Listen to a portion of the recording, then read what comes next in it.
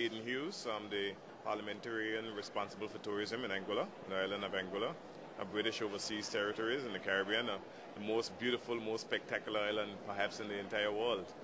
And I think we are very much tied to one another. Absolutely. Yes. Can we first talk about 2010? Can you share with the audience out there the end-of-year reports and figures? 2009 was a challenging year for all of us, and 2010 there was a general election in Anguilla in February 15th of 2010 in which my party came to office, and we met several challenges, but we have embarked on marketing Anguilla differently. In the past we had a focus towards the tour operators and travel agents and so forth, and what we have done, we have gone directly to the consumer.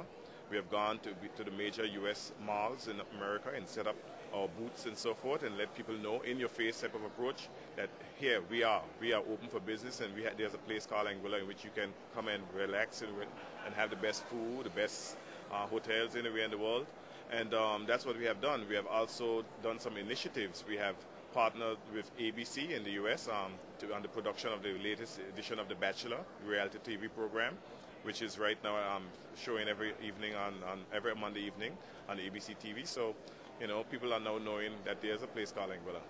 So 2010, unlike a lot of destinations around the world with the obvious economic downturn, was a good year for Anguilla? It was a good year for Anguilla. As a matter of fact, even the latter part of 2010, we started to see the benefits of our marketing initiatives, and the arrivals went up significantly. As a matter of fact, the Cuisinart Resort and Spa, which was one of our premier hotels in Anguilla, they went up 16 percentage points in the latter part of 2010. So that is important. All of the hotels had an uptick in arrivals, an uptick in passengers coming to Anguilla. And it's a small destination, 35 square miles, only 13,000 people.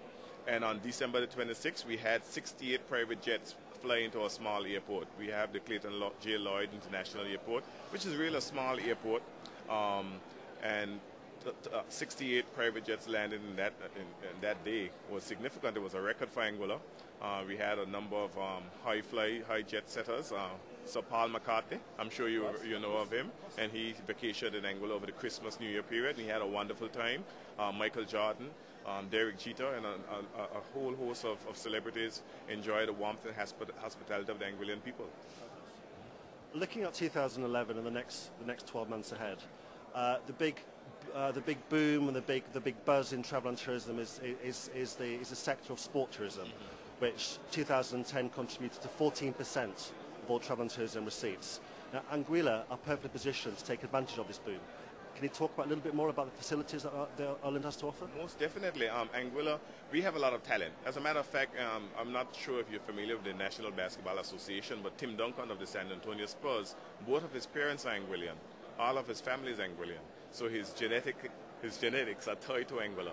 And that tells you the potential that we have. Shara Proctor, who is now trying to make the British Olympic team, because Anguilla, as an overseas territory, can't field an Olympic team. She was sixth in the last World Championships in the finals, and she lived, grew up, and trained in Anguilla.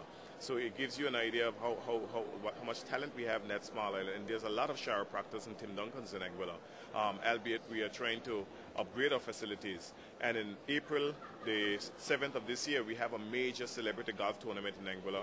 We will have a number of celebrities from the Eastern Seaboard, from the United States of America, present, existing, and former National Football League football players, retired basketball players, Michael Jordan and such, and we will be putting on a major celebrity golf tournament to raise funds for international quality track and field for Anguilla, and also indoor facility that can cater to basketball, volleyball, netball, and those types of sports, because this is something, a niche market you really want to go into, and it's so timely to have met you today, because this is something that we are really keen about in Anguilla. We have the fitness facilities, we have the beaches, we have the weather, which is important for training.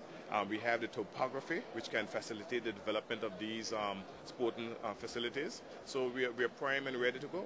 All we are looking for right now is the financing and the money to develop these facilities, and once that happens, and we are already starting to do fundraisers and so forth to go towards that direction. So it's timely. As you know, the biggest growing trend in the North American market is that for participation vacations, that's holidays with an activity attached, be that golf, be that equestrian, be that sailing. Now, we talk a little bit about how the island's positioned to really take on board that big traffic?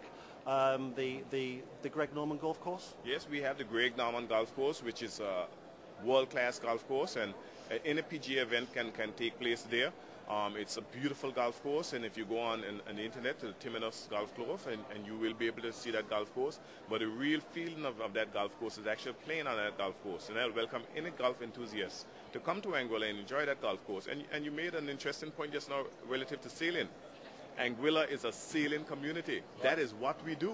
Right. Every year we have the annual boat racing, and that is unique to Anguilla. It's the only place in the world that have that type of boat racing, and it comes from a historical context of the Anguillan people going off to the Dominican Republic and sailing back, and the people welcome them home and coming on the hillsides and the beaches to welcome the men home from going to the Dominican Republic to cut cane and so forth. And a sport evolved over 60 years ago, and every single year we have the boat races. You know, just on a whim, there can be a boat race, and it's beautiful. We have the Anguilla Sailing Club, which teaches young people and adults alike to learn how to sail and so forth. So anybody and everybody can come to Anguilla, and for free of cost. It doesn't cost you a cent to go and get those sailing lessons and so forth at the Anguilla Sailing Club.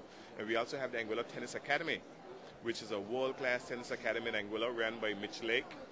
15 years ago he started this initiative, and today we have a world-class tennis academy. And it's beautiful, it's wonderful, and every year he does clinics for hundreds of kids, and out of that we have some semi-professional athletes coming out of that right now, so we are poised and we are ready. So 2011 is going to be a great year. 2011 is going to be a spectacular year for Anguilla. And 2012? And 2012, even better, even better. Hayden, thanks a lot. Thank you very much, sir.